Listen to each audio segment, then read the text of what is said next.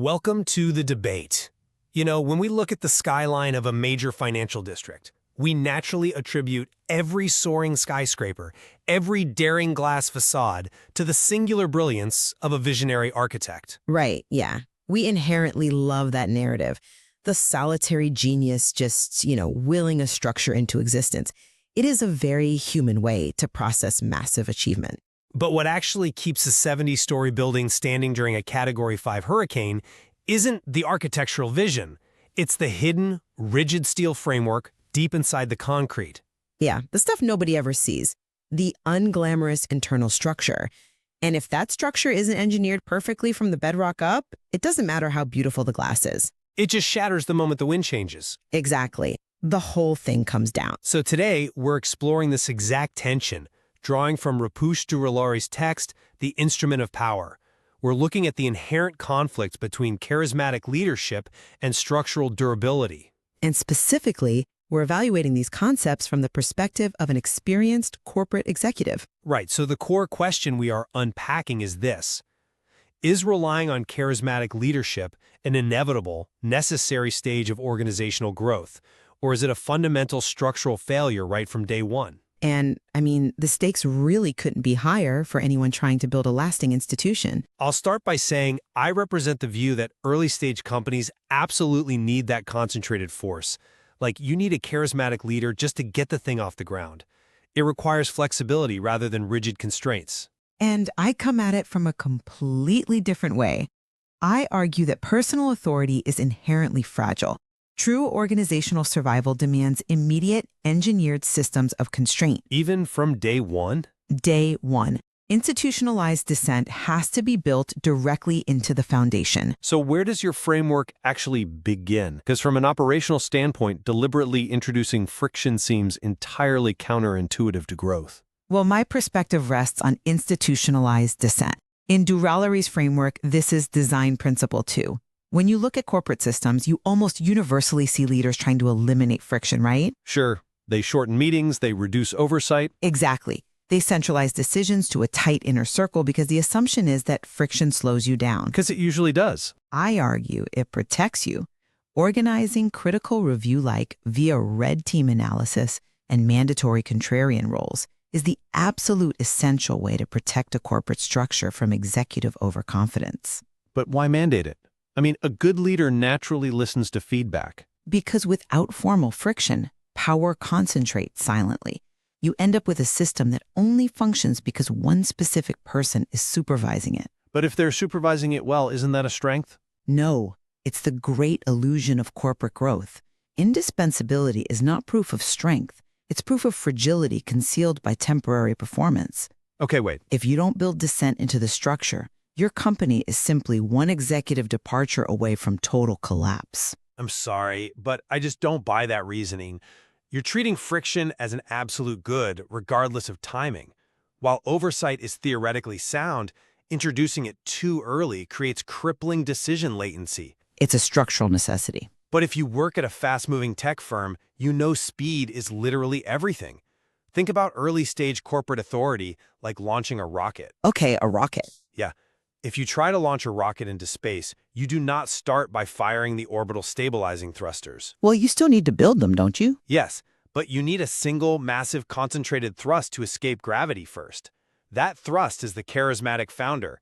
If you introduce mandatory contrarian roles while trying to achieve escape velocity, you don't get a safer flight. You're saying you never lift off. You never leave the launch pad. The rocket becomes too heavy with oversight. You have to achieve momentum first, and that requires highly concentrated authority. That's a compelling argument, but have you considered what happens once you reach orbit? Because I like your rocket analogy, but here is the problem. If you don't build the stabilizing thrusters while the rocket is in the hangar, you can't exactly snap them on while experiencing 3 Gs of force in the upper atmosphere. You can build as you go. You really can't. In corporate terms, once a company reaches a massive valuation, the culture has entirely calcified around the founder. Calcified is a strong word. It's accurate, though. You cannot retrofit a culture of institutionalized dissent onto an executive team that has spent years being actively rewarded for submitting to a single charismatic leader. They were hired to say yes.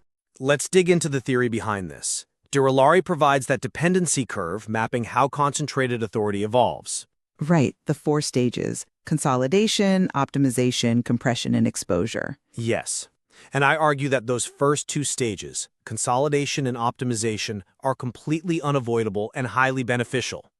In consolidation, a charismatic CEO clarifies direction. The noise drops, momentum builds. Sure, on the surface. And in optimization, the system adapts to the leader's strengths, and efficiency peaks. Even historical giants like Napoleon achieved extraordinary success precisely because of concentrated strategic authority. But that's military conquest, not corporate longevity. The principle holds. One singular strategic mind directing the whole board. In highly unstable corporate markets, friction slows survival. You need the speed that only concentrated authority provides. See, I come at it from a different way. I look at that exact same curve, and I see a mirage. What you are calling optimization is actually the core structural failure. How so? What looks like optimization on a spreadsheet is actually stage 3, compression. Explain the mechanism there. How does high efficiency equal compression? Because during compression, independent decision-making secretly dies. What it actually looks like in a Fortune 500 company is the rise of CC culture. Oh, the dreaded reply all. Exactly. A mid-level frontline manager who a year ago would just launch a marketing campaign based on market data suddenly starts CCing the vice president on every email to get implicit permission. Just to cover their bases. Right. The VP feels powerful because they are in the loop. The CEO sees a tightly run ship where everyone is aligned, but internally the company has completely paralyzed its own reflexes. I wouldn't call alignment paralysis. But capable team members stop raising recurring problems. They learn it isn't their place to question the centralized authority. The organization completely loses its ability to think at the edges. But again, if the company is scaling, if they are hitting their quarterly revenue targets, isn't that concentration working? The results validate the structure? It's working right up until stage 4, exposure, and that makes the cost undeniable. Look at this from the executive perspective. The WeWork example Drolleri uses. Right, a $75 billion loss in market value. Exactly. That wasn't a simple market shift. Authority was so densely concentrated in a single founder, and institutional oversight was so weak that nobody could catch the underlying unit economics. The board was definitely hypnotized by the momentum I was praising earlier. Absolutely. Look at Twitter's executive instability after Jack Dorsey departed. That wasn't just a failure of personnel talent. It was an architecture failure. They mistook personal strength for structural strength. So your argument is that the efficiency gained in consolidation and optimization is essentially a trap, like a sugar high? Yes, a sugar high that eventually starves the organization of real operational nutrients. Concentrated power helps organizations act fast, but distributed power helps them last. Even if the CEO is exceptional? Especially then. If your entire corporate strategy relies on the genius of the CEO to constantly make the right call, what happens when they get hit by a bus or they just burn out? Assuming performance under close supervision equates to resilience is a structural failure. Okay, I hear the critique. The WeWork example is a stark reminder. But let's transition from theory into practice here. Let's do it. If charismatic leadership is a trap, how exactly do we transition from personal authority to structural continuity? Drolleri lays out a 4-phase implementation cycle and that governance tool, the Blade Protocol. Yes. The Blade Protocol. Walk me through the mechanics of how you see this actually functioning in a real corporate environment. Well, the implementation solution is effective because it's sequential. You don't just decree a new culture. First, you do the structural audit. To find out where authority actually lives. Right. Because it is rarely what the official org chart says. An org chart shows reporting lines, but an audit finds who actually controls the strategy and the budget. And phase 2 is authority mapping. Yes. Authority mapping is documenting decision rights. It defines specifically who can authorize what action and at what financial threshold. So it's not just a title thing. No, it's about redundancy. If the VP of marketing is unreachable, who has the legal and operational right to sign a $5 million vendor contract? Got it. And the third phase, You embed execution defaults. These are non-negotiable operational standards that hold regardless of who is in charge. Like an emergency checklist in aviation? Precisely, ensuring the system doesn't rely on individual memory under extreme pressure. And fourth, stress testing. Simulating disruptions to mathematically prove the system works before a real crisis hits. Okay, but how does the board govern this newly distributed authority without totally micromanaging? Through the BLIDE quarterly review protocol. Benchmark, lever, alignment, data, and experiment. Every quarter, the board and executives sit down and benchmark a major decision. Identifying the core lever, right? Like capital flow or user engagement. Exactly. They check the alignment of their assumptions against reality. They gather data on new system dependencies, and they design an experiment to test in the next 90 days. What does an experiment look like in this context? Because that sounds highly academic. Say the CEO claims an expensive new software integration is speeding up delivery times. The board doesn't just look at the CEO's PowerPoint. They design an independent audit of early integration metrics. Which creates dual control. Right. You have operational management running the company daily and independent oversight governing the core levers in parallel. It completely removes the charismatic leader's ability to manipulate data. I see why you think that, but let me give you a different perspective. I really challenge the practicality of authority mapping in a dynamic corporate environment. How so? It's just documentation. But Derolary's own text warns that an authority map becomes a useless historical record the moment a key executive departs or a company's mission pivots. That's why you update it. But in a fast-moving tech firm, roles are constantly in flux. If you force an organization to continually stop, audit, and document every single decision node, you are asking them to prioritize paperwork over agility. It isn't paperwork, though. It's the living architecture of the firm. But consider the reality of the Blade Protocol's dual governance. Operational management and independent oversight operating in parallel sounds great in the textbook. It works in practice, too. Does it? In the boardroom, it simply creates organizational gridlock. Speed is a corporation's greatest asset. I disagree that it causes gridlock. If your engineering team is trying to push a critical update to beat a competitor to market, but they have to wait for an independent audit committee to review access and core levers, the competitor wins. No. See, dual control only slows decisions when roles are ambiguous. When an authority map clearly defines the thresholds, decisions actually accelerate. Accelerate by adding a committee? Because energy is no longer lost to internal political disorder or endless alignment meetings. The engineering team doesn't have to wait for the CEO's permission because the authority map already gave them the execution defaults. I still think you're diluting the leader's ability to act decisively when the window is only open for days. You aren't slowing the company down. You are ensuring it doesn't drive itself off a cliff at 100 miles an hour. All right, let's put this entire architecture to a stress test.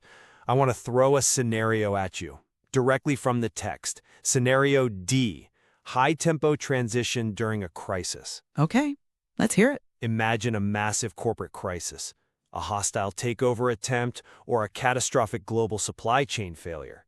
In that high-tempo emergency, you don't have time to consult a textbook. True. Doesn't a CEO inherently need to bypass normal checks? Doesn't emergency authority naturally and necessarily concentrate at the top to save the company? I'm sorry, but I just don't buy that. Let me tell you why. You can't run a 90-day Blade Protocol experiment when the ship is sinking today. What you are describing leads directly to what the text calls authority inertia. Yes, sometimes speed is absolutely necessary. The text acknowledges Abraham Lincoln's suspension of habeas corpus as a valid emergency action. Exactly. That same logic applies to a CEO fighting a hostile takeover. However, Lincoln treated it as a temporary wartime necessity, not a permanent structural change. Emergencies must have predefined boundaries. But in a corporate crisis, you don't always know the scope. A supply chain collapse could last a week or a year. Which is exactly why you must define the boundaries before the crisis arrives. What specifically triggers emergency authority? Who is authorized to activate it? And when it expires. Precisely. If you do not require a mandatory post-crisis review, those temporary shortcuts become permanent distortions. The CEO keeps the centralized power because it feels comfortable. Decisiveness is necessary, but the permanence of that power is dangerous. Fair point. Now let me turn the tables on you. Let's look at scenario B, unplanned departure. Okay, hit me. Let's say your charismatic rocket thrust CEO is removed with zero notice. Health emergency, scandal, whatever. No transition package. It happens. If you have actively fought against embedding execution defaults because you claim they slow down your momentum, doesn't your entire corporate apparatus immediately freeze the moment that CEO is gone? That's an interesting point, though I would frame it quite differently. I don't believe the apparatus freezes if the charismatic leader was truly effective. How could it not freeze? Because a genuinely optimized charismatic leader breeds a culture of deep initiative that survives them. DeRollo Rary touches on the military concept of mission command. Decentralized execution anchored in a commander's intent. Exactly. It translates perfectly to a corporate boardroom. I really don't see how. Don't need a 50-page execution manual or an authority map. They just figure it out? They know the goal, they understand the culture, and they figure out the tactics on the ground. A deeply embedded corporate intent is much stronger than rigid execution defaults. But mission command in the military relies on heavy, documented doctrine. It isn't just a vibe or a motivational speech the commander leaves behind. I'm not saying it's a vibe. I'm saying they have a shared cultural ethos. It requires massive amounts of prior training on standard operating procedures. But if the founder consolidated the culture properly, frontline managers will intuitively know what to do. Building rigid systems from day one suffocates the very initiative that mission command requires. You train people to follow the map instead of reading the terrain. Culture is powerful, certainly, but culture creates continuity of identity, not continuity of process. That's a very subtle distinction. It's a crucial one. A team with a strong culture will hold together emotionally under pressure. But without documented architecture, they will quietly sit there in that supportive environment, waiting for someone to tell them what to do. You don't think ethos can replace architecture? Ethos cannot replace architecture. If you rely purely on the founder's intent, you aren't building a resilient company. You are just waiting for a succession failure. Well, that brings us to a crucial juncture. We've covered incredible ground today, from the launch pad of early-stage growth to the hidden dangers of CC culture.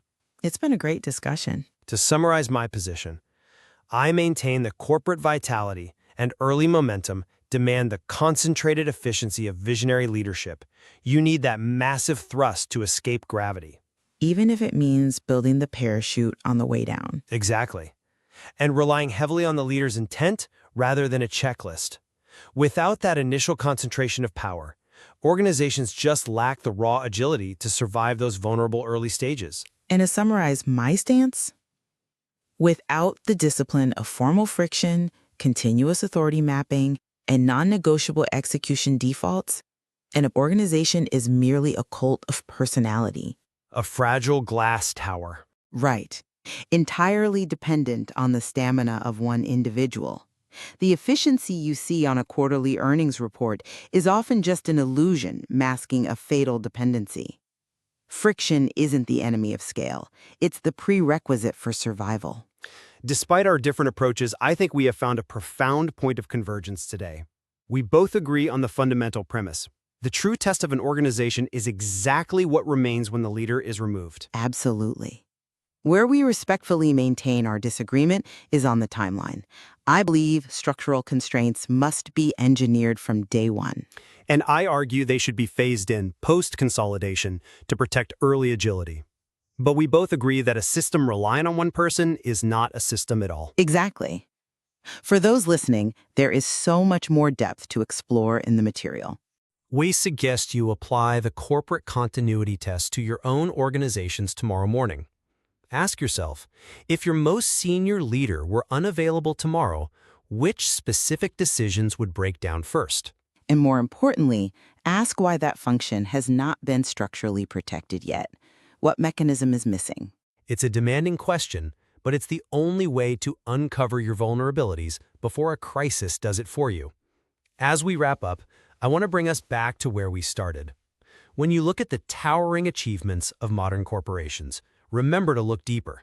Past the glass facade. The true measure of that skyscraper isn't how beautifully it reflects the sun. It's the invisible, rigid steel of its internal systems and whether that framework will hold the glass in place when the architect is long gone and the wind begins to howl.